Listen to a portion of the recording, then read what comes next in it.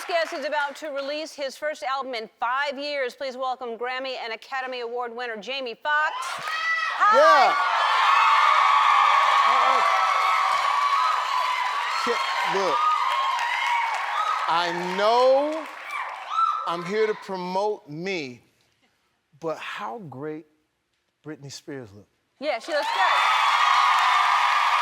Whoa. You can promote her. I can promote her. So you spent a little bit of time possibly drinking this weekend as well. You were in Vegas. Man, wow. Did you drink? It's crazy what you do in Vegas, man. That's what I've heard. And I hope it stays. Uh-huh. You know what I'm saying? I hope it. We had an incredible time. There was so many people. A friend of ours flew all of us out, and I can't say his name on camera. Yes, you can. Nah. What's it rhyme with? Huh? What's it rhyme with? Oh, man, I can't. Okay. Oh. Do I? It Yeah. But at one point, he... It rhymes with O? Yeah, it was Oprah. No, it was not. No, I'm just kidding. Nah. Could you imagine me Oprah? No. Oh, come on, Jerry.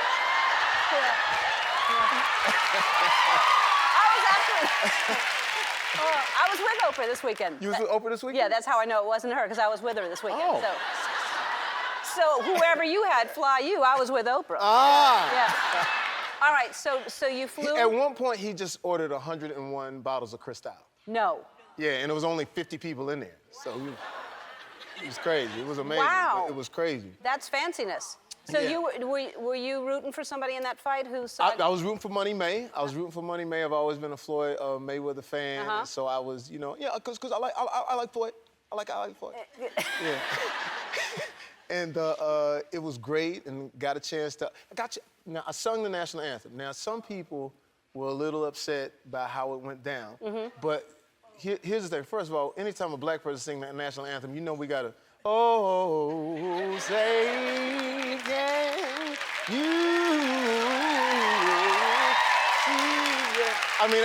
you? That's just. But what did happen in the ring? My ears came out. My inner ears. Yeah, tell people what that means. I mean, it yeah, sounds it's like your man, ears... listen, Jamie Foxx's ears came out. No, my inner ears were out, and I'm singing with an organ, so I can't hear what the organ is doing with the big crowd. So some of it was a little off, but I think they were a little in the arena. It killed. Yeah. The telecast, it was a little off. So but we still love America. Yes.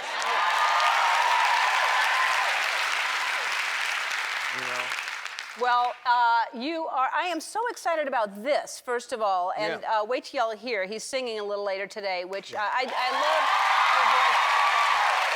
your voice. You have a song that you're singing that's it's on this called Baby's in Love, right? Is Baby in love? Referring to me as Baby? I don't know. Who's Baby? Well, I believe she is in love. I'm in love. I'm in love with me. I'm in love with You're in love with you. Yeah, I'm in love with me right now. Look, the whole album, because I haven't done music in like 5 years, and the way I got into music was a trip because I was always the comedian. And I used to do this show in Living Color. And, and I remember wanting to get into music, but I played this character called Wanda. Hey, Ferretto, how y'all doing? So I played this character, and I wanted to get into music at that time. And Teddy Riley and Guy at the time, back in the day, was at the In Living Color taping, and they were performing. And I said, I could get my music to Teddy Riley, and maybe he could, sign me. But I was dressed as Wanda at the time. And they didn't, and I had just got on the show, so nobody really knew who I was. So I said, I grabbed my cassette tape.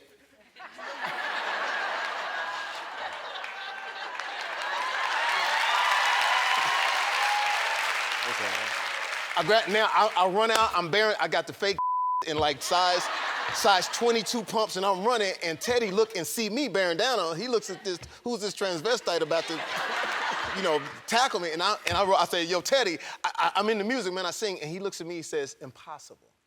And I was like, wow, so I felt like I was never gonna get into music, until finally one day, a kid came to one of my house parties, because I would throw house parties for musical people, and I put a studio in the house just so I could give music from them. Come on, Puff, leave me 16 bars. Snoop, leave me 16 bars. One day I had a house party, and the dude walked in. He has a backpack on, and his jaw was a little swollen. Who was it? Kanye West. Kanye West comes to the party, and I said, who's that dude? They said, that's Kanye West. And they said, he's the next rapper, he's the next producer. I said, we got to perform, because everybody performs at the house. He does this rap that was amazing. I said, oh, I don't know why you ain't famous. And he says, well, I got a song for you. I said, well, come on in the back, you got a song for me? Man, I've been trying to get in this, come on in the back. So we get in the back, and he said, the song go like this. She says she wants some Marvin Gaye, some Luther Vandross, right? But look at me. I've been wanting to sing so much. I said, I got it. She say she wants some Marvin. And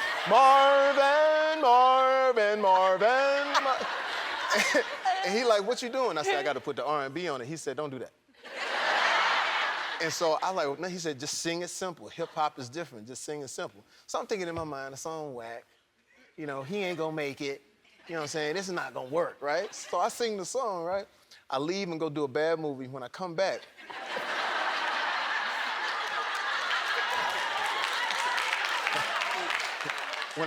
they say, you remember the song you thought wasn't gonna make it? It was #1 in the country, and that's how I got into it. Wow.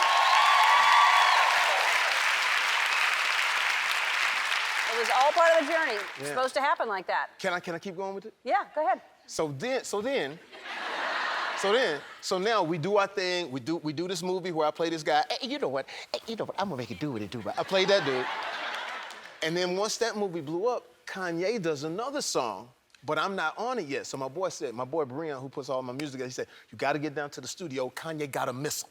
I said, what? It's 3 in the morning. Get down to the studio. So I get down to the studio, and Brian said, follow my lead when we go in here, because you got to get on this record. When we go in, we hear the record. Dunk, dunk, dunk, dunk, dunk, dunk, dunk, dunk, dunk, dunk. Now, I ain't saying shit. That's what's playing. I'm like, snap. I'm like, ooh, that's hot. Brian said, no, it ain't. I said, it ain't. He says, no, because you got to get on it. He said, Foxx, go get in the booth. He stops the track. We get in the booth, and I'm like, what am I doing? He said, just come up with something. So for about an hour, we hang in the booth, and finally we get, she take my money, when I'm in need. Yes, it's a trifling friend indeed. Oh, she's a gold digger, way over town that digs on. And that's how I got into music. Very cool. I mean, really, your voice is so incredible. You're so talented in so many ways. You do impressions, and you're doing a movie. You're playing Mike Tyson, is that right? I'm playing Mike Tyson. Wow, that's going to be amazing. Yeah. And what's interesting about Mike Tyson, I met Mike Tyson when I was 21. You know, we all doing the stand-up comedy at that time, and I was burning L.A. down. I was like the hottest comic coming through, and I get to my Mike Tyson joke, and we in the hood at this hood club. I get to my Mike Tyson joke, I'm about to kill it, and it's complete silence because Mike Tyson is in the audience. And this is back at the time when Mike is knocking people out for having on the wrong shirt, you know? And so no one's laughing, and then a dude who I still know to this day yelled out from the back, Mike Tyson's in here. Sure. And everybody, and then some black girls in the front talking about, what you gonna do, Jamie? You gonna tell the joke? You gonna tell your little joke now, Jamie? I'm like, don't get him upset, you know? I'm just trying to do. So then the dude said, Mike said, do the joke. And it better be funny. I'm like, oh, snap. So I do the joke. The joke was funny. I get a standing ovation. All of a sudden, Mike Tyson runs up to him. Hey, you're so funny. You're crazy. Come here. I want to hang out with you. You're crazy. I want to hang out with you. You're funny. Come on. And I started hanging out with Mike Tyson at a time where he was bigger than life. So I didn't know that I was preparing at that time by watching him. And I watched him all the way up. I watched the demise when he went through all of the bad things. And then I watched him when he got out of jail and came to Vegas. I was actually living in Vegas because I ran out of money. And when he fought in Vegas, it was 350,000 people in the city with no tickets and no place to stay. When I went, and women came to stay at my house because they wanted to see Mike Tyson. And he had this pool, like, it was corporate women, you know, like beautiful corporate. I said, what is it about Mike Tyson that you like so much? And she's getting ready. She said, Jamie, is there something about a man who ain't got no shirt on and no socks and he could beat up everybody in the world? And I was like, right. And when we went to the after party, it was at his house. And everybody was there. Stevie Wonder was there playing the piano, and he didn't like what's the thong song guy? For some reason, he didn't like, get away from me, thong song. I was like, oh. I don't like that thong song. I was like, hey, man, you better stand over here. You don't even like that. And I watched the girl ask him to take a picture. Would you take a picture? And he said, get away from me. You don't want me to take a picture. You want to put me back in jail. And it really got serious, and everybody was like, whoa, get away from me. You want to put me in jail? And the security guards were like, yo, Mike, hold on, Mike. And even Stevie Wonder was like, what is...